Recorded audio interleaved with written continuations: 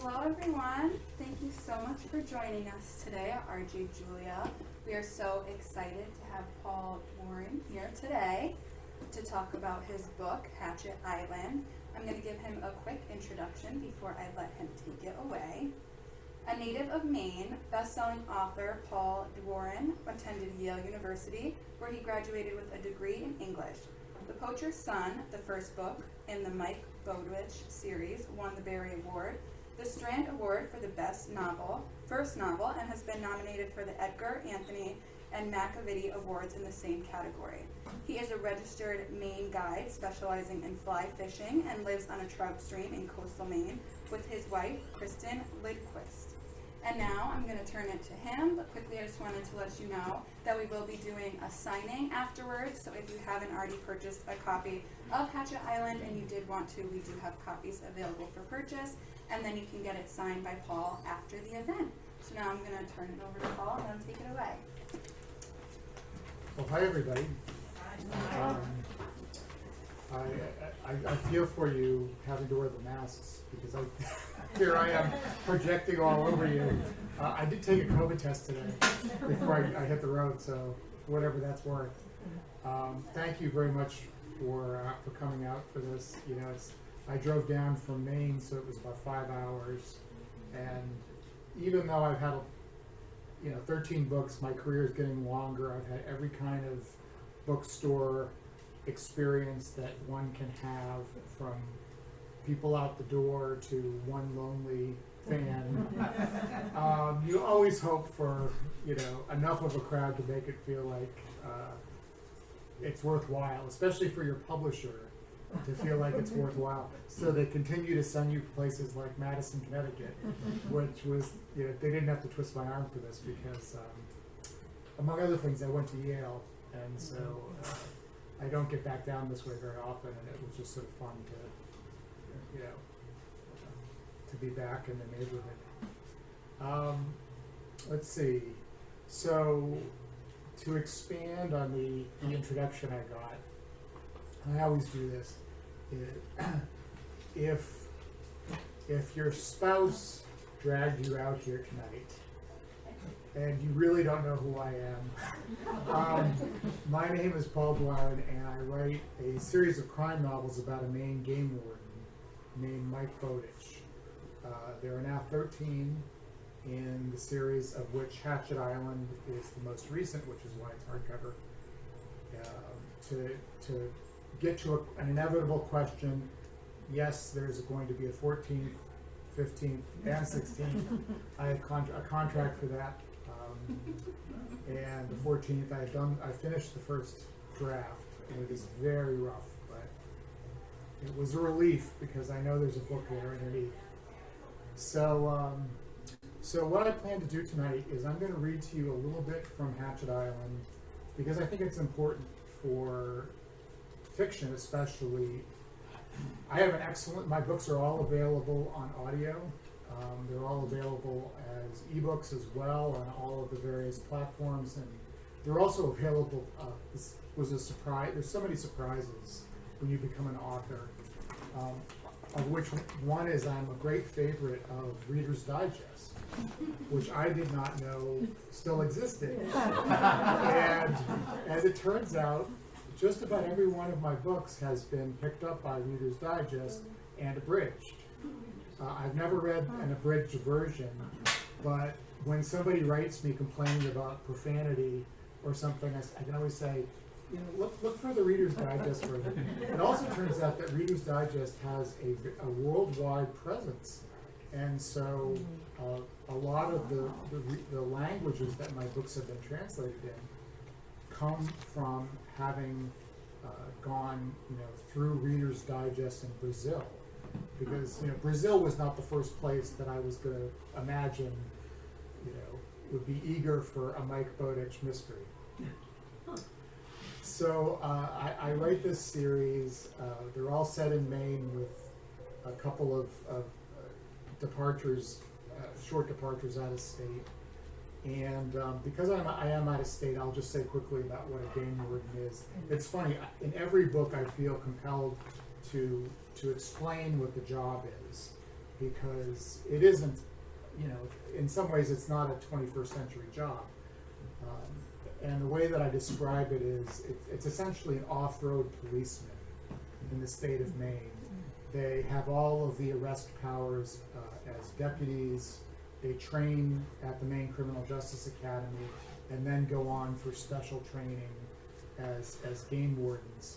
And so they're really involved in every crime imaginable. And they have special teams. They have a dive team. They have teams that put together fatal boating accidents on fresh water. They police ATVs and snowmobiles, everything in addition to all the hunting and fishing stuff that you might think. I explain this every time. Inevitably, there will be a review that says, Park Ranger Mike Bowden, which makes me think of the teenage intern taking your money at the state, beach, right? Anyway, he's not that. Usually what I read, I was going to say about the audiobooks. I'm very fortunate to have a good narrator. People seem to like him. I can't listen to them because it just makes me want to rewrite the books. But I do think it's important, even if you listen to the audiobooks, for you to hear some of the books in my voice, because this is how it sounds to me when I'm writing it. And I think with fiction, there's something about that.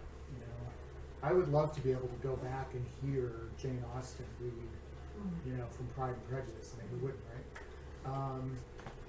So this is not Pride and Prejudice, but usually I read from the beginning of the book. With Hatchet Island, it's an unconventional structure, so I have to read a little bit further in to give you a better sense about how the book actually feels, and which requires a bit of an introduction, more of an introduction than I would like, but here we go. Mike and his on-again, off-again girlfriend, Stacy Stevens, are going sea kayaking off the Maine coast, and Stacy had formerly, back in her college days, been an intern on a seabird research island, of which we have a half dozen. These are islands where there are interns there all summer while various birds are breeding. Many of them are endangered. The most famous one is the puffin, which people come up to see and are inevitably disappointed because it's not a penguin. They expect something like this, and it's like this. And they're great birds, but anyway, Stacy had been on this island, Baker Island, as a young person, along with her college roommate named Kendra. Kendra career path has taken her to be the manager now of this island for the research station's founder, whose name is Maeve McCleary, who is one of these larger-than-life visionary type people.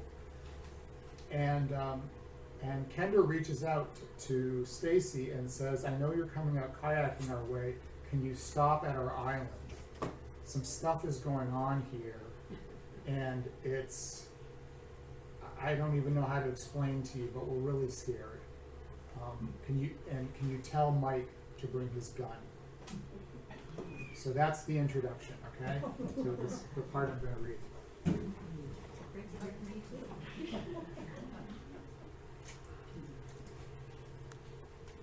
So this will take about 10 minutes or so, hopefully, no more.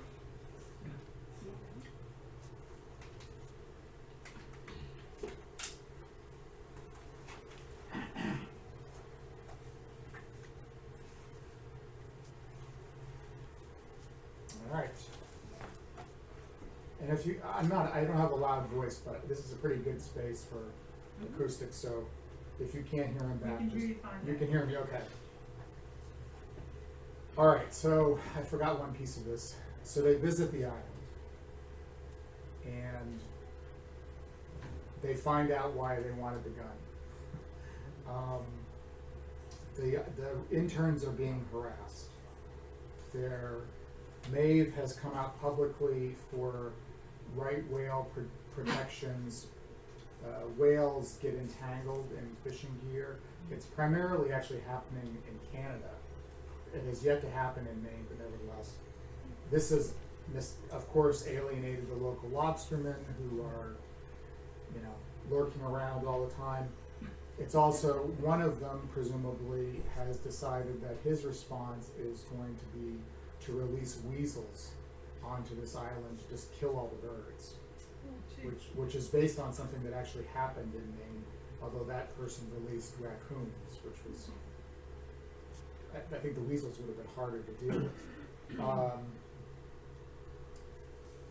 Essentially, the big thing though is Maeve has disappeared. She's taken the boat that they used to get on and off the island and sort of run away. And Kendra tells Stacy, I think she's losing it. I think she's something's happened and she's just losing her marbles. They Mike and Stacy calm everything down a little bit, and they continue on with their camping trip at an adjacent island. In the middle of the night, it's not too far away, it's about 2 miles, they hear a gunshot. And there should not be a gunshot in the middle of the night from that island. And so they make a plan that they're gonna go back there in the morning. The problem is that there's rain overnight and fog.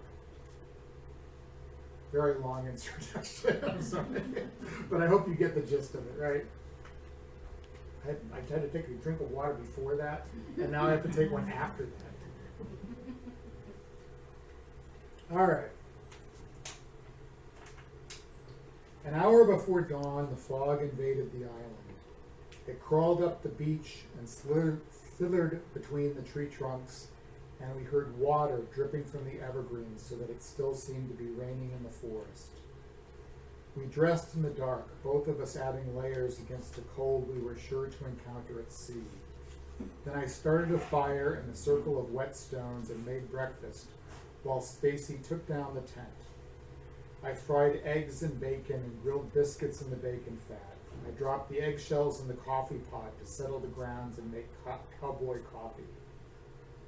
Neither of us said much while we ate and warmed our hands around the steaming mugs. The wind had died as it often did before sunrise, and we heard the tolling of a distant buoy, rocked by waves that were the remnants of the night's storm.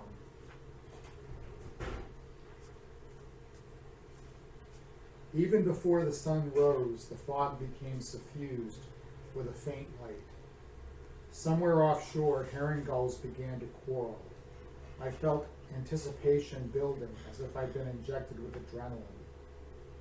Finally, Stacy judged it safe enough to shove off. She ran her kayak out from the beach and hopped into the cockpit with such practiced ease. Momentum carried her into the cottony fog.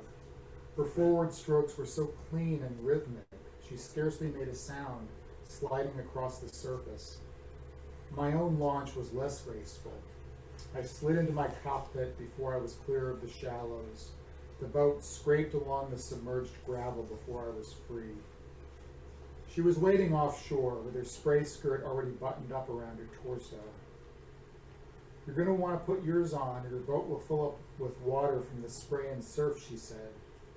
I can hear the waves thundering out there. We're in for a wild ride. Are you all right following me? I said, did you know ego is the #1 cause of death among males? I read it in the Journal of the American Medical Association. She threw back her head and laughed. Don't fall too far behind. The ball compass on my foredeck showed us headed northeast as Stacy had planned. I put my upper body into my strokes to keep sight of her boat's yellow stern. She left such a slight wake I couldn't just follow her slipstream. At first, the sea was the color of mercury, but as we paddled farther from the island, the wind picked up and the water turned slate gray. A light froth began to bubble around my stern, and I started getting sprayed in the face as I cut through the chop. Soon we were surrounded by whitecaps. The seas are running heavier than I had expected, Stacy called. I'm going to adjust course a bit to head north. The one positive thing I could say about the wind was that it tore occasional holes in the sheets of fog. A fluorescent orange lobster buoy appeared out of nowhere to my right. It was so bright I couldn't imagine how I'd gotten so close without seeing it. My shoulder muscles began to burn. I needed to practice more. I needed to suck up my pride and let my girlfriend give me a few lessons. When I lifted my head, I realized I'd lost sight of Stacy's kayak, nor could I detect even a faint wake. Talk to me. If she answered, I didn't hear her voice. The waves were knocking so hard against my hull. As a veteran warden, I was an expert on the mental errors people make when they begin to fear they're lost. Self-doubt becomes the catalyst to a series of bad decisions. What ends up killing people is that they don't stick to the plan and panic. Heading north, I began to dig in hard with my paddle. I breathed in through my nose and out through my mouth. Blood thumped in my temples. Suddenly, a whistle pierced the mist. The noise came from behind and to the right. I raised the paddle to a horizontal position and saw Stacy emerge from the fog bank with her signal whistle clenched between her teeth. The current carried her toward my kayak. She was holding in place with a combination of forward strokes and back strokes. In my sprint, I had passed her without even realizing it. My voice came out ragged. I thought I'd lost you. She let the whistle drop from her mouth. It was attached by a paracord to her life vest. Never, she said. I won't let it happen. Any idea where we are? More than halfway. We're being swept along faster than I estimated, but we're fine. I wish this damn fog would lift. Mike, I'm going to have you go ahead of me the rest of the way. It'll be slower with you leading, but we won't get separated again. Just keep an eye on the compass. Keep yourself pointed north. I'll be right behind you. Wait a minute, I said. What? I inhaled deeply. Smell. She filled her lungs, then shook her head. Sorry, but I don't know what you're smelling. Petrels. Leach's storm petrels from the island. You told me that Maeve used to joke about following the smell of the birds if she ever got lost. Your senses really are superhuman, Mike. Are you sure you're not part Wolverine? Part wolf, maybe. I've inhaled so much of Shadow's hair, it's mutated my DNA. Well, as much as I'd like you to tell you to follow your nose, I'm going to put my faith in the compass. Set a new bearing for 20 degrees. 20 degrees it is. Occasional gulls and terns began drifting past in the water. Then we found ourselves amid a vast raft of eiders. The ducks, normally so skittish from being hunted, didn't even flush as we filed through their congregation. The oily funk of the petrels filled my sinuses until Stacy said she could smell it too. The first boulders appeared out of the fog, wet from the rain. Above the nearest ledges was a jumble of granite stones streaked with running guano. A tern was perched on the flat roof of the first observation blind we spotted, watching us with eyes as soulless as black beads. Would the staff be in their blinds in this fog? I asked. She didn't answer, but quickened her strokes, making for the north end of the island and the research station. She then let out a single blast on her whistle. The piercing sound caused the nearest birds, puffins and razorbills mostly, to take flight. That'll wake them. I tried to keep my tone light, but she wouldn't be reassured. Now I'm worried, Mike. Give them a minute to answer. There were no noises except for the caterwauling of the birds and the splashing of the waves against the rocks. Stacy blew 3 blasts on the whistle now. Emergency. She began paddling before the last echo died. This time I had no trouble keeping pace. My adrenal glands were working overtime. We rounded a buttress of granite boulders and came upon the mooring ball, bobbing in the chop. The skiff was gone too. I glanced at the landing rock and saw that the rope was still knotted around the rusted cleat. The limp line disappeared into the gray blue water. Maeve never returned last night, Stacy said.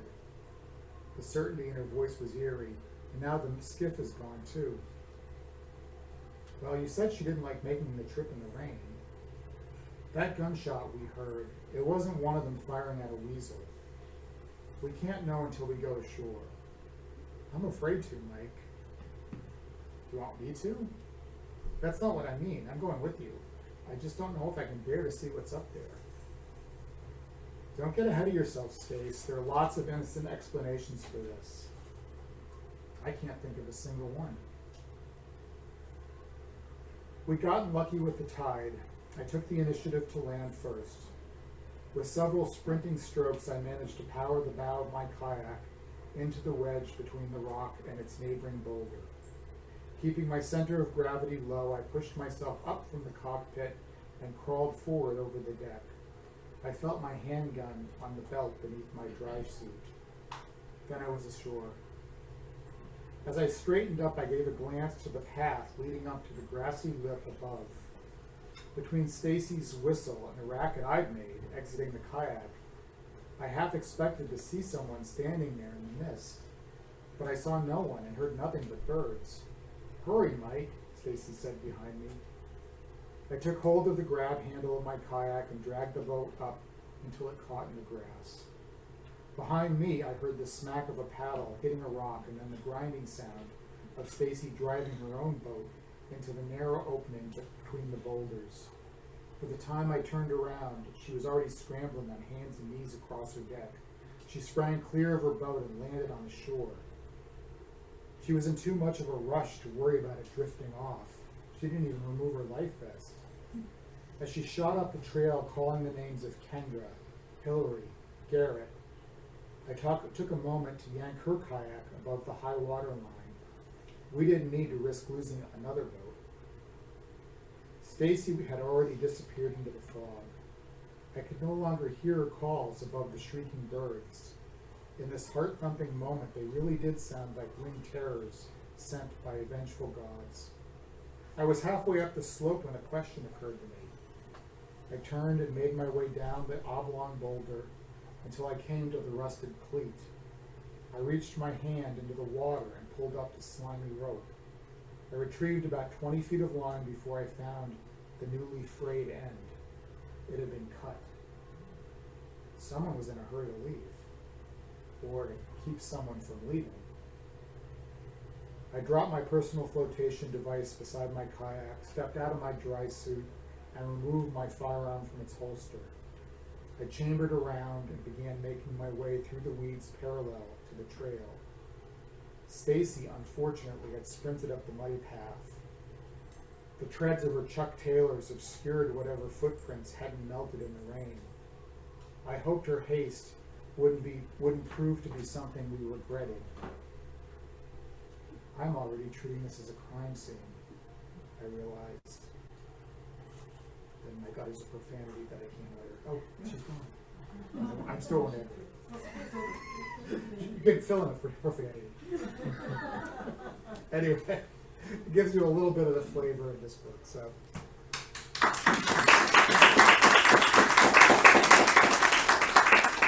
and I don't know what more to add about it, other than it was a challenge to get a game warden on offshore.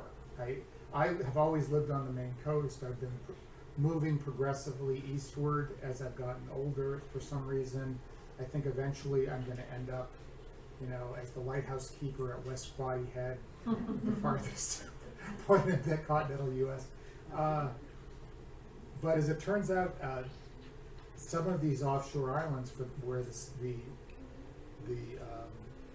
these pelagic birds live or breed are actually owned by the state of Maine and managed by the same state agency that Mike works for. And if there did happen to be a crime, let us say a homicide, on one of these islands, a game warden investigator like Mike Bowditch would inevitably be assigned to take part in this case. So everything came together nicely that way. And I'll let you to just find out or discover the rest of the book if you hopefully choose to do so. So the way that I think this works is that I will now take questions from you because I'm always much more interested in hearing what you have to say. And then I guess I move around the corner and sign books up at the counter. And I hope you will want to do that. There are 13 books, so and I don't know how many they have here. But anyway. One thing I can add to my resume is, as you're recounting my awards, Dead by Dawn, my most recent book before this, just won the New England Society Book Award, which was really just. I'm going to New York in the middle of September. And I don't know if I have to wear my tux or whatever, but I'm going to get an award from this illustrious organization founded in 1805, whose members have included, Theodore Roosevelt and J.P. Morgan. And anyway, it's, okay. Yeah, thank you. Everybody's excited about this. I don't say this by way of boasting. It's more like it's so rare that I have to. Anyway, you had a question. Well, congratulations on your latest award for starters. Secondly, the series of so far 13 or 14 books, does one need to begin at the beginning to get the gist of it? Yes and no. I'm not trying to equivocate, but I get the question a lot. I didn't hear the question. I'll repeat all the questions. So, do you need to begin this series at the beginning, as a reader, or can you pick it up later in the series? I recommend that you do one of two things. In the very first book, The Poacher's Son, Mike is only 24 years old. He's only been on the job for literally months, and he not only is he a rookie, but he is a mess. He is a child of an emotionally abusive father, divorce, has had a very weird upbringing. Now he's in law enforcement. He probably shouldn't be in law enforcement. He's impetuous. He is insubordinate. He's a little unlikable.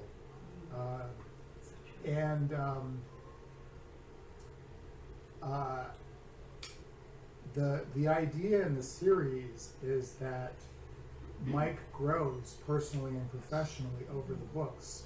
When I was asked if I wanted to turn that first book into a series, I was like, how can it be done? People are going to lose interest in this guy because he's such a wreck. And then I thought to myself, with mysteries, usually we meet the detective when he or she is established to some degree. Their personality is already formed. Philip Marlowe in The Big Sleep is pretty much Philip Marlowe you get in Playback, which I guess is the last one. They don't tend to have lots of their life circumstances may change, but their personality doesn't change.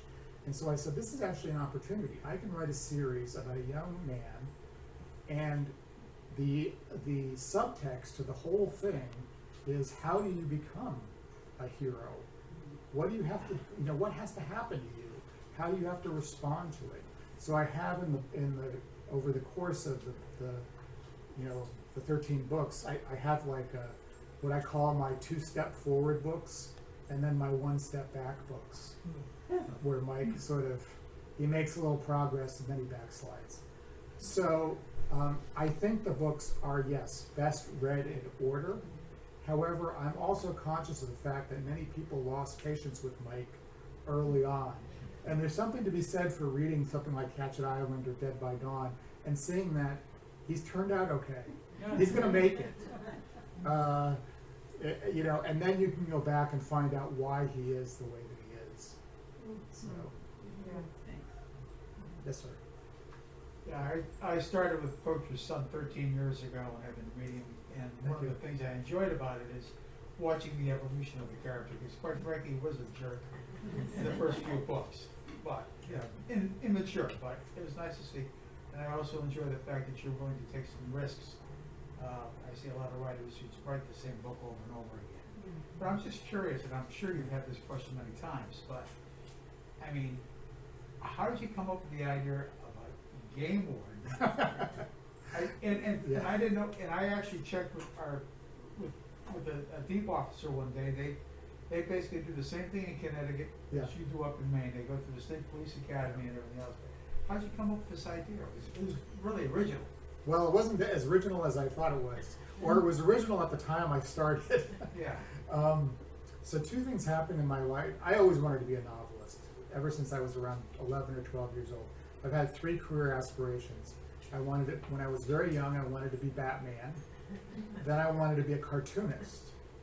And then I read The Hobbit, and the next morning after finishing it, I said, I want to write stories that make people feel the way I feel right now. And lo and behold, I'm a novelist. I don't know how that happened, but you know, in my 20s, I was writing and really getting nowhere, and it was because I had nothing to say. I was, you know, Mike has, he's not autobiographical, but certain parts of him are. And in the late 90s, I met the woman who became my wife. I had returned to Maine after being in graduate school in Boston. And two things happened. One is that she reintroduced me to the Maine outdoors, which I always loved as a kid and a teenager. And then in college and in my 20s, I drifted away from into city life. And I realized that I did know something. I knew about the outdoors. She also introduced me to contemporary mysteries because I had stopped reading mysteries in my teens. You know, I plowed through, I still love Sherlock Holmes. Plowed through all the Agatha Christie, all the, you know, the old reliables. And then I went to Yale where I became a snob. And I thought, no, I'm going to be a literary writer and, you know, write books that have lots of, you know, that are 1,000 pages long, and there are footnotes on the bottom of the pages that you have to, whatever. And nothing happens. And she said, you should read some of these mysteries. They're better than you think they are. And boy, was she right. I think the first one that she gave me was P.D. James, and just blew my mind. The psychological, she understands the human mind, or she understood the human mind so well, and her prose was gorgeous too. And then, you know, there were others as well. I mean, Walter Mosley, who writes the Easy Rollins books, Michael Connolly. Of course, Tony Hillerman was a big influence early on. I mean, if you've read those books, Joe Leaphorn and Jim Chi are Charlie Stevens and Mike Bowditch. If you ever wonder where they came from. So okay, I decided, hey, I like mysteries. I should write a mystery. I want to write a story. I want to write something that people want to pick up and read and turn the pages, and they're, you know, are excited about. And you know, so I only knew about the outdoors, and I wanted to write a mystery. And where those two things overlapped was in the job of a Maine game warden, as far as I was concerned. I started writing The Poacher's Son, and it took me 6 years. During that process, I happened to pick up the New York Times book review one day, and there was a review in it of a game warden mystery, and I was really bummed. It was for this mystery set in Wyoming called Open Season, written by this guy named C.J. Box. And it was a fairly lengthy review, and a very positive review. And I thought, you know, it's like, well, darn, you know, there goes my brilliant idea. Then I thought about it a little bit more, and I had some knowledge of the publishing business, and you know, I said, this guy may never write another book. You know, he'll probably just drop this series, or it won't sell. You know, by the time my book comes out, everybody will have forgotten about C.J. Box. Now a #1 New York Times best-selling author whose series is over 20 novels long, and which is the basis of a series, a television series on Paramount Plus called Joe Pickett. So I'm always going to be in Chuck's shadow. We're friends, fortunately, and he's been very generous in recommending my books to people who finish his books and say, what else can I read? And similarly, I would say if you're looking for something that's a Warden, read a C.J. Box mystery. We're different. We do things differently, but that's a long answer to your short question. Yes.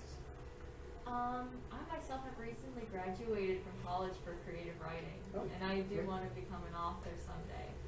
And it's something that they don't teach you a lot in college is about this, is the publishing process. Oh my. And Yeah. what it's like, and how to like even get started with all of that. So what was your first experience with trying to reach out to a publisher, trying to Sure. publish? Well, congratulations. Thank you. I always say let's see. Well, one thing I would say about trying to, to build a career as an author, as opposed to publishing one book, for instance, that's a different thing. But to sort of establish yourself as somebody who writes for a living, it's actually really helpful to do other things while you're writing, because it gives you the material that you're going to need to draw from. I mean, the offices where I work, the magazines, the things that have given me a lot, especially the most negative experiences. Beyond that, though, just a piece of sort of inspirational advice, which is persevere. Keep doing it. Lots of people want to write a book. Fewer people start writing a book. Even fewer get beyond a third of the way through the book. Even fewer finish a first draft. And once you finish a first draft, now you have something that you can revise, you can show other people. It's something. It's not this vague thing anymore. I got a Master of Fine Arts degree. I sort of put it off because I didn't want to go that way, I thought. And I'm glad I did go and do that. And in my master's program, there were many writers who aspired, I thought, to be authors.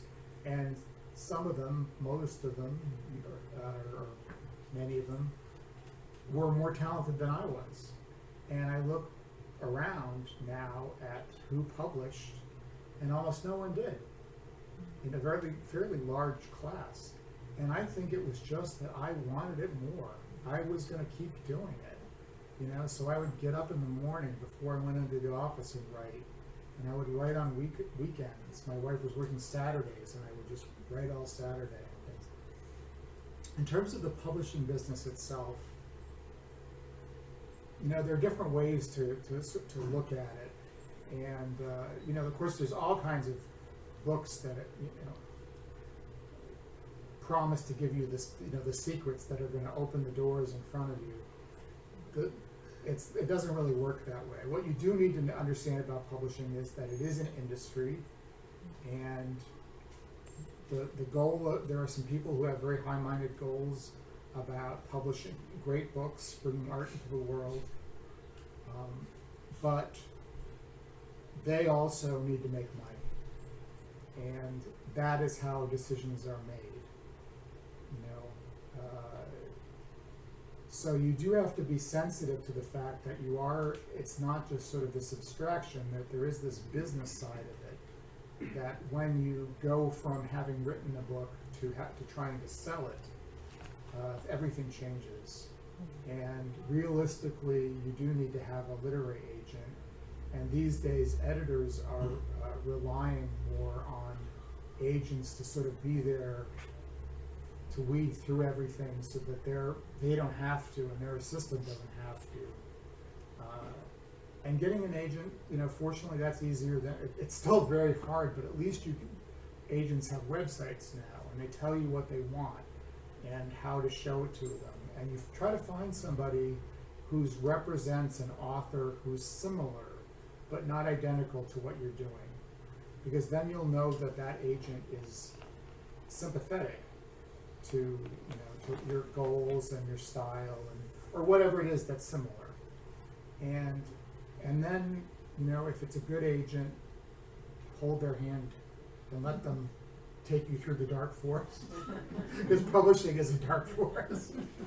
And I've learned a lot over the past however many years that I've been involved in it. So there's a lot I can say about that, but I hope that helped a little bit.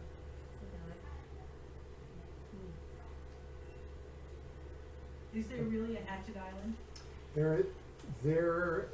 Yeah, well, in Maine, some of these names are repeated.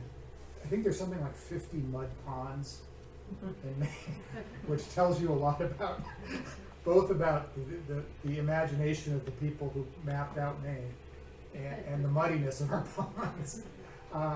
There is not really a Hatchet Island. In this book, there are actually three islands, all of which are a little bit different. The Seabird Island is actually called Baker Island, but it was primarily inspired by Eastern Egg Rock, which is off of, you can take a boat trip out from Booth Bay Harbor out around it to see the breeding puffins. And I was fortunate to be able to get onto a bunch of seabird islands, which you can't do normally. And that helped just in all kinds of ways about sort of understanding how these interns live. They eat a lot of ramen over the course of the summer. And then there are two other islands which are mainly inspired by Hurricane Island, which is in Penobscot Bay. Hurricane Island was for a long time, most recently, kind of the offshore headquarters of the Outward Bound program. But it was, in its heyday, had just this huge granite quarry. Maine granite from these islands, it's hard to imagine this, but somehow it was put onto barges and towed down the eastern seaboard and used to build, for instance, the Brooklyn Bridge. And Hatchet Island provided a lot of granite. So it was, they hollowed out this big hole in, Hurricane Island, I'm sorry. And there was a whole town there. They brought over immigrants from Italy, especially. They had a lot of expertise in that area, and a town and a church. And then one day the industry was over, and it's now a ghost town. You can go to Hurricane Island and wander around. And here is the little square where there was once a church, and they've salvaged, the desks from the schoolhouses. That the schoolhouse that's all rusted, little chairs and things. It's really fascinating, and there's a cemetery out there too. So I wanted to kind of have an island like that. And there's other aspects of it as well. I always try to, I prefer to use a real place, but sometimes, if I did, I would be spending my whole life in civil court, being sued by people who recognize, or think they recognize themselves in my nefarious characters. So you model it after a real island? Yeah, if I can't use a real place, I will model it after a real place and give it a different name and change it enough that it's not a one-to-one correspondence. People probably recognize it though, people who know the area. Well, yeah, they recognize what they recognize, but the reality is I just use it as a springboard. That's one of the nice things about fiction, of course, is you can change stuff. You're not bound by the literal history of Hurricane Island. My Hatchet Island can have a slightly different history. It has quite a malevolent name too, doesn't it? Yeah, well, with mysteries, we're always looking for those. I wanted to circle back to something that you said, sir, which was that the books that I take chances with the books, and thank you for saying that. Because I made a pledge to myself that I was never going to write the same book twice. Because if you read mystery series, you can recognize the book where the author lost interest. It's now, okay, it's like I want to be doing something different, but I owe my publisher another one, and I gotta do it.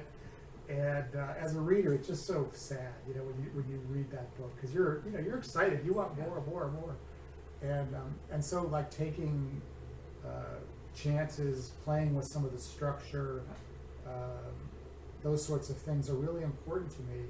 And one of the funniest, I think it was a compliment that somebody gave me was, you know what I like about your books is they're all the same, but they're all different.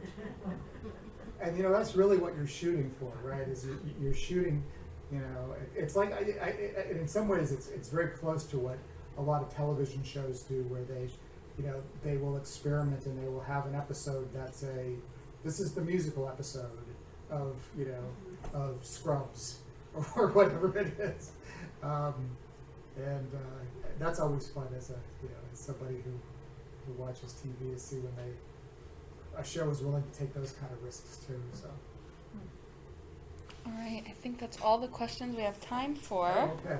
Well, if you do come up and you had a question that was just like too sensitive to ask in front of a group, you can whisper it to me, and I will try to answer it truthfully. But thank you so much for coming out. I really do appreciate it.